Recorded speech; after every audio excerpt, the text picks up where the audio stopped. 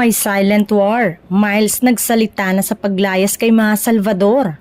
Kamakailan ay pumirma ng management contract si Miles Ocampo sa All Access to Artist, aka AAA Management.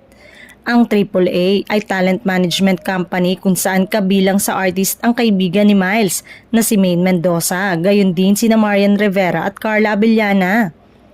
Ginanap na contract signing sa Lola Otes Restaurant sa Quezon City noong April 22, 2025.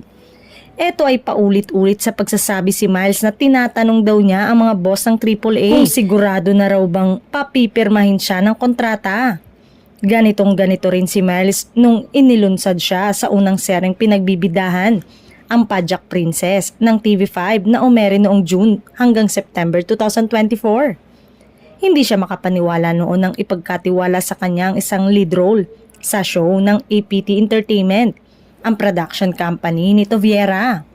Kung tutuusin, mula pagkabata ilang beses na ring napatunayan ni Miles ang husay bilang isang aktres. Pero ayaw daw niyang makampante. Pagpapatuloy ni Miles, syempre, hindi lang dapat sa trabaho ka magaling, dapat marunong ka ring makisama sa paligid mo.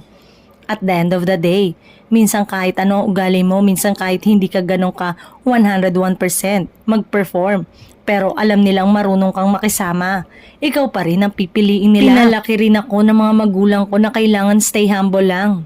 At the end of the day, hanggat may mga taong nagtitiwala, ibinibigay ko po talaga lahat.